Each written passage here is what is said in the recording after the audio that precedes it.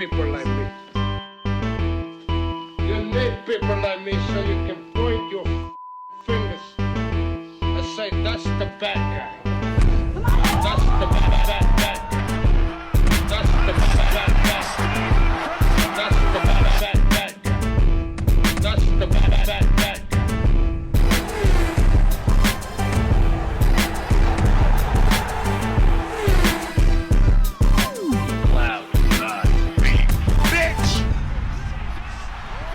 Welcome to the motherfucking relay. We're covering today's top boxing news. Ow!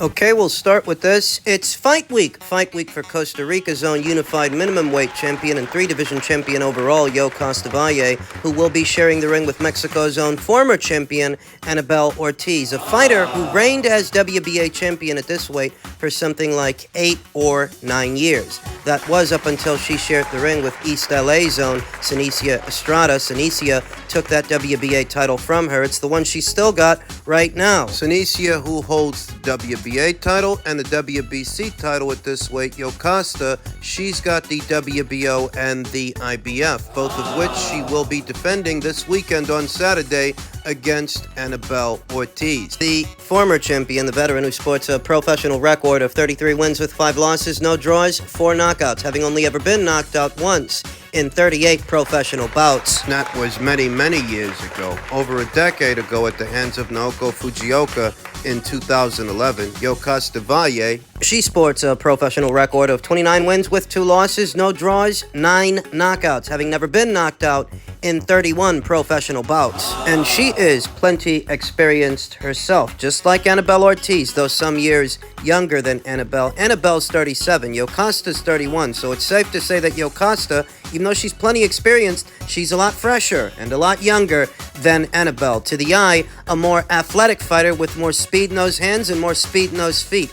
I see a situation. She's not big on power, though. She's plenty aggressive, fan-friendly action fighter, but she's not a knockout merchant. This fight with Annabelle would service as yet another fight with another common opponent between Yocasita Valle and Senicia Estrada. Senicia, who, for me and my money, is a much stronger puncher than Yocasita Valle is. So, if Senicia didn't knock out Annabelle Ortiz, Yocasita ain't gonna knock out Annabelle Ortiz. Exact same kind of situation that we saw in Yocasita's last fight with Maria Santizo. Yet another common opponent between Yocasita and Senicia. Yocasita definitely won. She definitely won the fight, but she didn't win it in the same fashion that Senicia Estrada did. Senicia took her out, I believe it was in 4. Just 4 rounds. Whereas Yocasita Valle, she went to a decision. She went to a decision with that same Maria Santizo. I think she's going to go to a decision this weekend with Annabelle Ortiz, and I think she's going to win it, just not as easily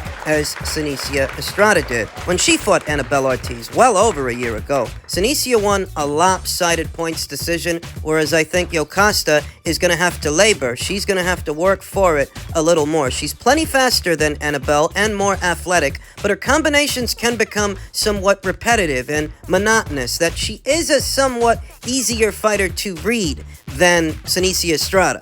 She's not saying that she's not good. Yocasita Valle, for what it's worth, she's a very good fighter, very much accomplished and skilled, just not as skilled, not as nuanced as Senicia Estrada. And it's for that reason I think she's going to struggle a little more, labor a little more with Annabelle Ortiz than Senicia did. Annabelle Ortiz, who was last in action in October of last year against the same Maria Santizo that Yocasita just fought a few weeks ago. Annabelle Ortiz fought Maria Santizo to a decision late last year, and Yocasita Valle fought that same Maria Santizo to a decision, this one, just a few weeks ago. Comparatively, not only is Yocasita Valle the younger, fresher, and faster fighter, she's also the more active fighter overall. She fought 4 times last year, and she's already fought 2 times this one. This upcoming fight will be her 3rd fight of this year, so she's gonna be sharp. She does a very good job of staying busy, staying active against what are mostly respectable opponents, respectable adversaries. Annabelle Ortiz, comparatively, her career is slowing down. She hasn't fought in over a year's time. She's about, 5 or 6 years older than Yocasita. So Yocasta Valle on points is the logical choice. The likeliest outcome, tack on that it will be Yocasta that has home field advantage. I reiterate, this is going down in Costa Rica. It's a Golden Boy promotion show, and it will be shown on the DAZN platform, but the location for the fight, the site, is Yocasta's neck of the woods. So by all accounts, Yocasta Valle on points by way of her volume and her aggression. Yocasta on points is the logical way to go, and that's the way I'm going. I'm going with Yocastia.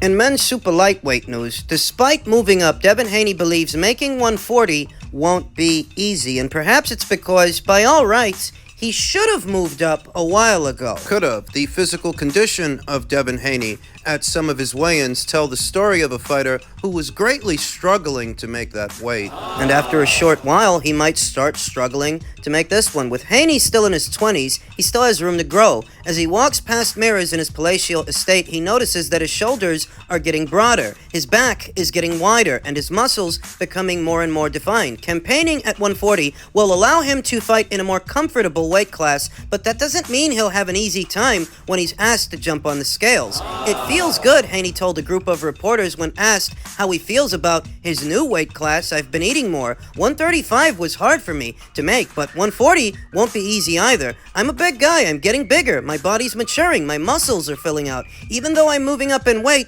it still won't be easy for me making weight. Easier to make 140 than 135, though after a while, 140 will be hard to make as well. I feel like Devon's ceiling down the line, his cap, might be 147, maybe 154 down the line, and perhaps down the line he will face Shakur Stevenson. Shakur, who he shreds, saying, if he really thought I was a bitch, he would have took the fight. What was a hot button topic briefly when Devon was still at 135. Shakur knows what time it is with me, Haney told a group of reporters. He knows my offer was legitimate. If he really believed in himself, he would have took the fight. It was the most money he would have ever made with all of his fights put together with that 25%. That's a fact. That's a lie. And who, pray tell, was supposed to be paying for this? If what you're telling me is that someone was going to give Shakur Stevenson in excess, well in excess of what he's already making fight by fight, that what he stood to make with you was bigger than everything he's already made, pray tell, who was supposed to be paying for this? Because it wasn't Bob. Bob said there was no substance to your offer, so the money couldn't have been coming from Bob. So who was the money coming from? Because what you're talking about is a lot of money. Shakur Stevenson don't fight for peanuts on the dollar. He's a seven-figure fighter. He makes seven figures every single fight. So who was going to give him in excess of that? If he felt like I was so easy, so green, a bitch, then he would have took the fight. He would have had a shot at the undisputed titles, says Devon Haney. He's just repeating himself. There are questions that need answers, and he hasn't answered them. If you were going to offer him that much money, or somebody else was, whose money was it? Because it wasn't Bob's. And Bob has him under contract. You're telling me that someone else was going to pay Shakur all this money, somebody who doesn't have Shakur under contract. They were going to pay that much for what isn't their fighter. Why would anyone stake that much of their own money for two fighters they don't have under contract? We know that Shakur, he signed a top rank. Devon, he's a network and promotional free agent. That isn't the way these things are done. And Devon's story, believing it, relies on the overall ignorance of whoever he's telling this to. It's a simple question. Where was the money coming from? Because it sounds like it's a lot of money. Shakur Stevenson himself is hoping that Regis Prograis pulls it off against Devon Haney. He has a rooting interest in Regis winning this fight. In reality, Stevenson isn't sure who will win. However, he admitted that he'll be cheering loudly for his good friend. I'm real cool with Regis, Stevenson told a group of reporters. Hopefully, Regis can do something to get the victory. Stylistically, the fight favors Devon, and I've said that many times. It's not that Regis isn't good, it's that Regis is a counterpuncher. Counterpuncher versus pure boxer favors the pure boxer. Counterpunch is waiting for a pure boxer to make a mistake, and pure boxers,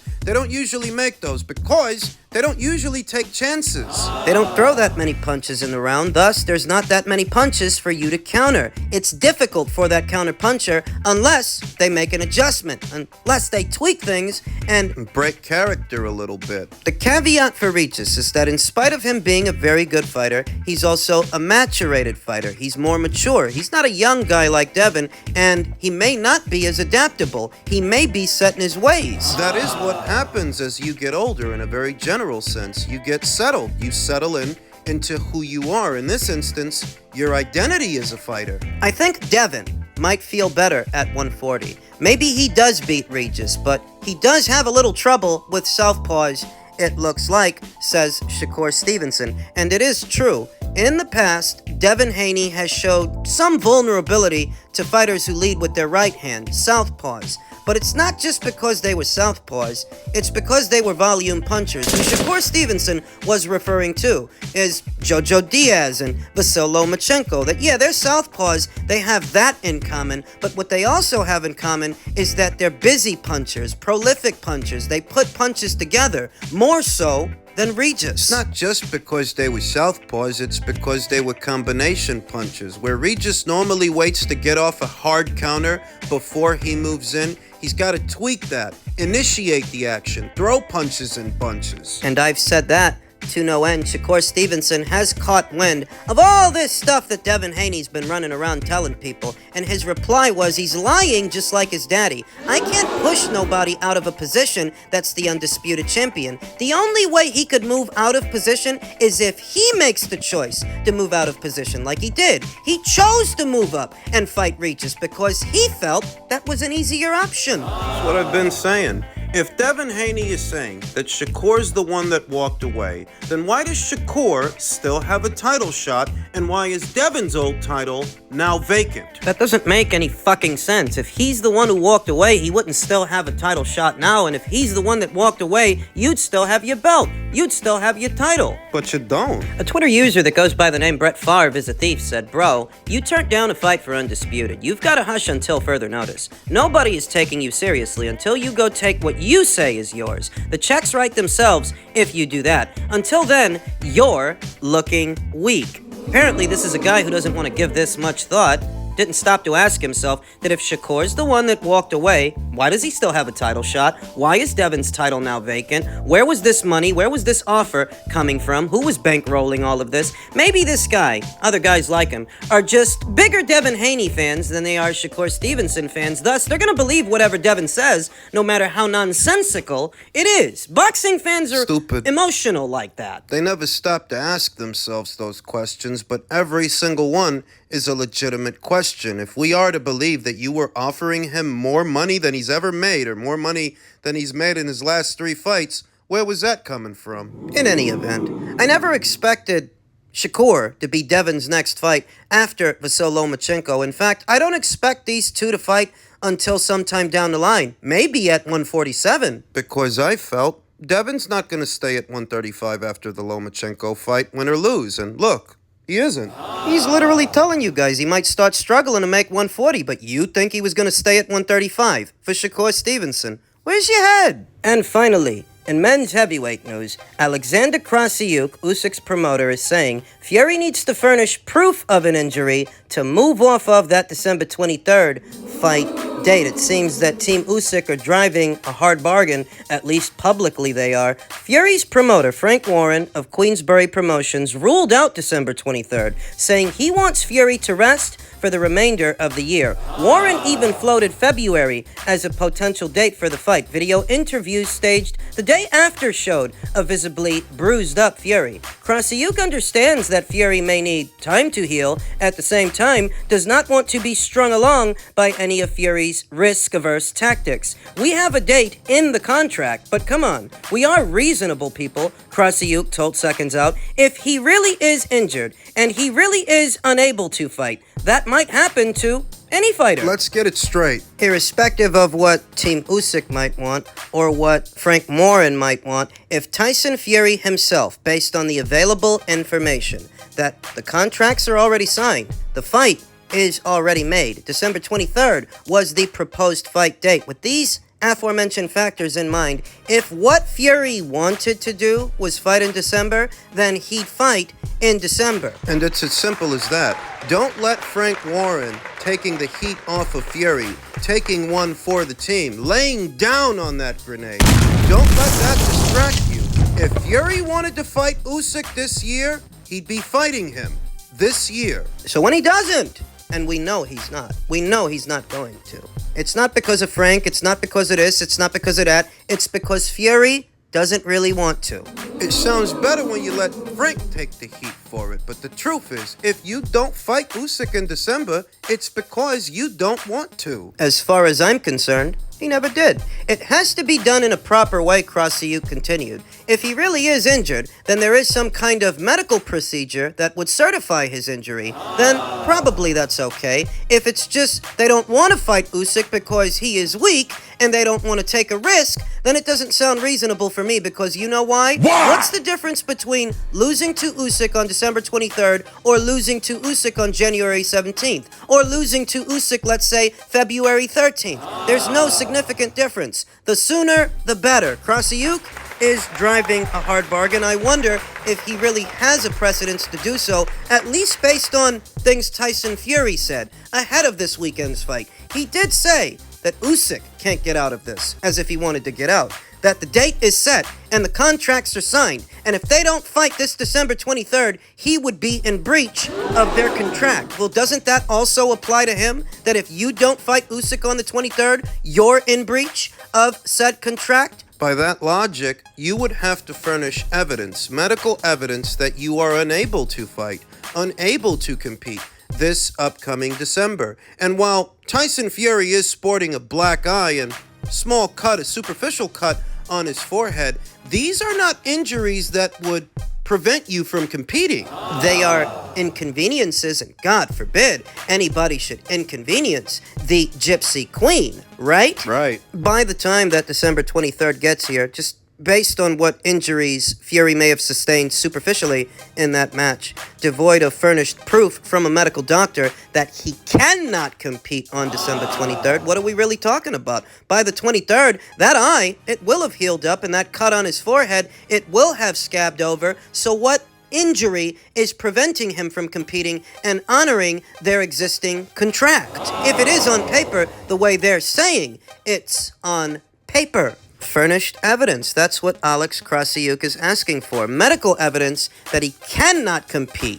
You sometimes see journeymen and journeywomen take fights just a few weeks apart, just a few weeks in between them, and they'll be coming right off of losses or consecutive losses, but they still compete. Whereas Fury, unless there's something medically wrong with you that you can't honor that date, I see what Alex is getting at. The truth is, if you're feeling a little tender, you're not feeling all that good, yeah, that's your fucking problem, not Team Usyk. I feel like more than anything, they're communicating that message that they're growing antsy, and they're not just going to let Tyson Fury waste any more of their time. So what? You had a harder fight than expected with Ngannou. That's not their fault. That's not their problem. So we'll see where this goes.